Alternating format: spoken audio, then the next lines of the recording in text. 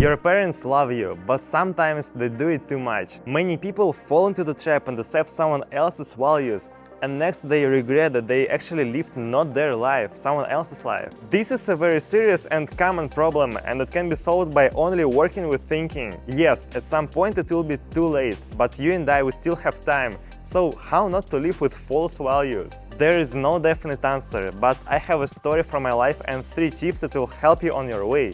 So let's go ahead. In fact, this time the story will be quite childish, but I believe many of you will find yourself in it. Of course, when I was a kid, I had no idea what should I do in this life. One plan changed another. Both my parents are doctors, and I assumed that I also will be the doctor. That time I was thinking I actually wanted it. Time passed and this idea was quite a long time in my head, but something didn't fit here. I imagined myself in a university, on a working place, and it was kinda cool. But sometimes I just wanted to get rid of all these thoughts. They weren't interesting for me. I thought, yes, it seems like a great profession, but is it actually mine? I wasn't sure in it. A doubt appeared in my head. What if I don't want it? What if I have to find something else? I had literally no idea what to do, but I remember for sure what changed my way of thinking. It was a biography of Steve Jobs by Walter Isaacson. When I read this book, I felt a new sensation. It was like I understood something important, and from that very moment I decided I want to be a businessman. I created my first business plan, then I made my first money, then more, then I lost a lot, and so on. From that moment I always have the feeling that this is my way, not someone else's, and I go through it. I think that time I didn't understand the true value of this book, but all the changes in my life started from it. Perhaps you've gone through the same path. Maybe when you was a child you wanted to become employed, but now you want to develop your business. This is an amazing mental growth, and I believe you should be proud that you are here on this checkpoint. What lesson did I take away from this story? I realized that sometimes if you are alone, it's much easier for you to understand yourself. Maybe you'll find the answer speaking to your inner voice, not to other people. I mean, still it's very important to take into account their advices, but maybe in your case now it's better to talk to yourself. And I'll give you 3 advices that will help you to listen to your inner voice and to create your story, not to repeat someone else's. The first and the most important tip is to be honest with yourself. Always. The biggest mistake you can do is to develop the habit of lying, running away from the truth. I was talking to elder people who were chasing not their values. They are not happy. Their best ages have gone. They worked where their parents told them. They were doing what they told them to do. I didn't come up with this advice by myself. I was advised by many different people older than me, and I saw that they were quite frank with me. Lying to yourself today, hiding the truth, it's like a drug, it's addictive and becomes part of you. Only after a while you'll see how much damage it actually did to yourself. It wasn't easy to return, but on the other hand I realized it's never too late to change your life and throw everything what you don't need away. Try one simple practice. Close your eyes, calm down, and just remove all the things that bother you inside your head. And then just feel the life. What exactly do you feel? Is everything on its place? If something is not right, try to analyze what's that and why it attracted you. Maybe this is the same hole that can grow and infect everything around, or one of them. And by the way, this hole appears for the same reason. Because of lying to yourself, because of accepting other people's values. With whom else you can be honest if not with yourself? Why you're afraid of the truth? Perhaps you just don't know how to do this, so now is the best moment to learn.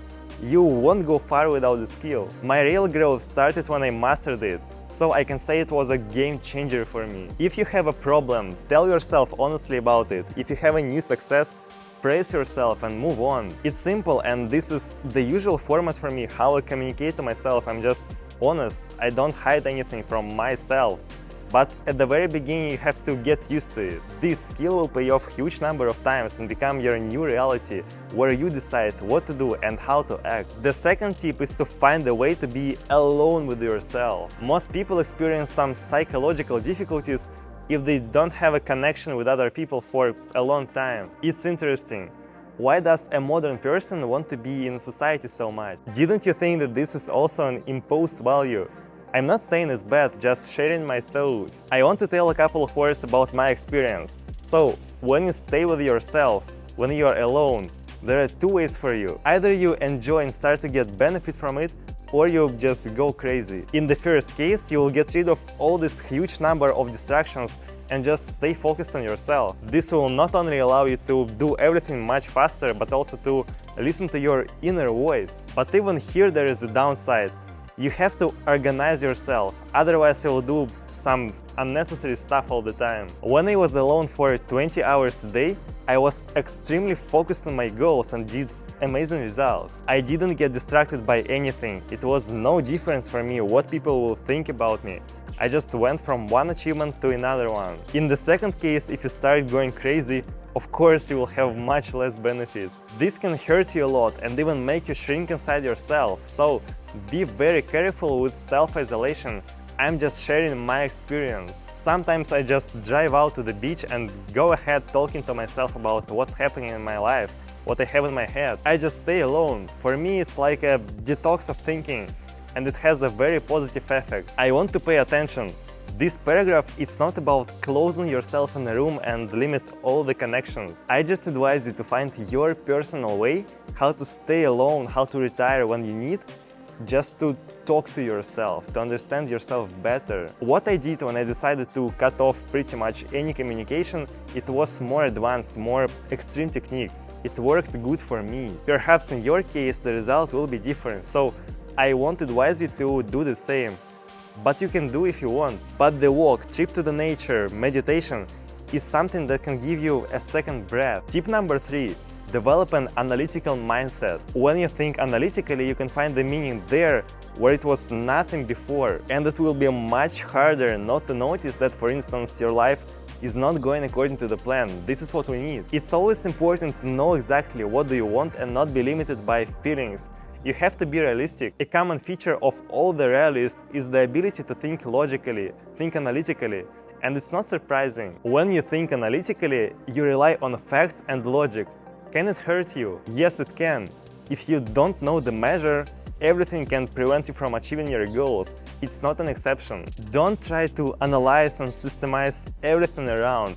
Some things just don't need it. Sometimes it's better to feel and enjoy your life, but analytical mindset is like skill of adding numbers. When it's the time to count the change in the store, you use what you already know how to do. When you're on the street and see different numbers, you're not trying to randomly add them, but you have the skill. However, I personally think that the predominance of analytical thinking is a good approach. If you've developed an analytical mindset, you'll be able to draw all these cause and effect chains. Your mind will remain clear almost all the time. It will be much easier for you to understand what's going on in your head and in your life as well. There are many ways to develop an analytical way of thinking, but I chose the most common for me: practice. I believe that when you have all the necessary theory, it's time to implement it. So this is the case. It's not the quantum physics, you just understand what you have to develop in yourself and then you do. It seems to me that when you're looking at things analytically, your life becomes much easier. From time to time, just ask yourself,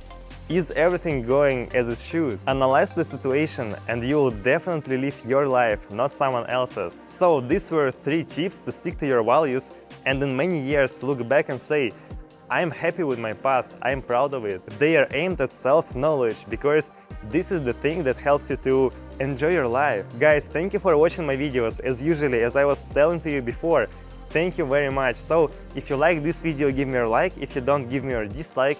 Follow my channel and see you tomorrow, guys. Thank you.